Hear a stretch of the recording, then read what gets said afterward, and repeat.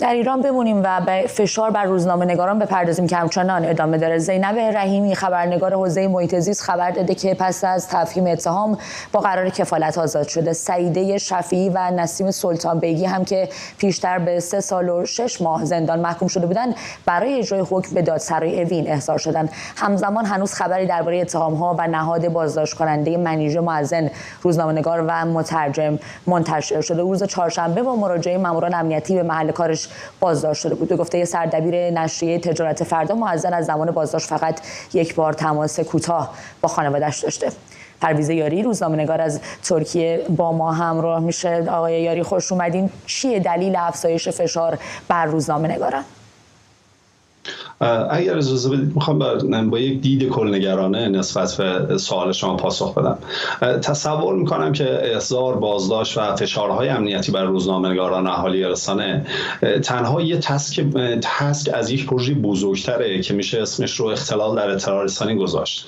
یعنی جمهوری اسلامی تلاش میکنه مرجعیت رسانه‌ای رو در کنترل خودش داشته باشه تا روایت‌های رسمی از رویدادها با کمترین چالش مواجه بشه. لطفاً حادثه تلخ جان باختن آرمیتا گراوند رو به یاد بیارید. جمهوری اسلامی تلاش کرد که تمامی درگاه‌هایی که روزنامه‌نگاران مستقل میتونستن از این مسیر خبری رو به دست بیارن یا حتی راستی آزمایی کنند رو بس و نهایتاً با استفاده از یک پروتکل رسانه‌ای آشنا که در رویدادهای مشابه هم قابل ردیابیه روایتی رو ارائه داد تا خودش رو از مسئولیت این فاجعه تبرئه بکنه. اساساً جمهوری اسلامی برای محدود کردن حق دسترسی شهروندان به جریان آزادی اطلاعات از ابزارهای مختلفی استفاده میکنه، از فشار بر خانواده‌های دادخواه برای عدم اطلاع رسانی تا قطع اینترنت، از توقیف رسانه‌ها تا تولید روایت‌های جعلی پیرامون رویدادها، از احضار و بازداشت روزنامه‌نگاران تا صدور احکام زندان و حتی ممنوع کردن فعالیت اهالی رسانه در شبکه‌های اجتماعی. این دلایل متعددی داره. شاید یکی از دلایل مهمش در این موقعیت زمانی این باشه که جمهوری اسلامی در نقطه‌ای از عمر سیاسیش قرار داره که به دلیل ناتوانی در گفتمانسازی، ریزش بدنه اجتماعیش و حتی از دست دادن مشروعیت عمومیش ناگزیر شده برای کنترل جامعه فضای امنیتی ایجاد بکنه.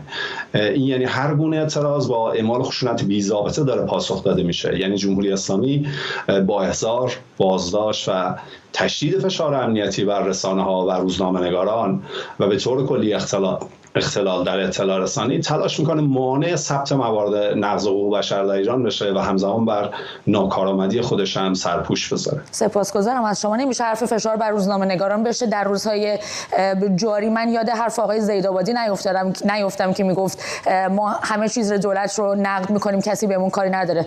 روزنامه‌نگار اصلاح طلب. سپاسگزارم از شما. پرویز یاری روزنامه‌نگار از ترکیه ما رو همراه کردن.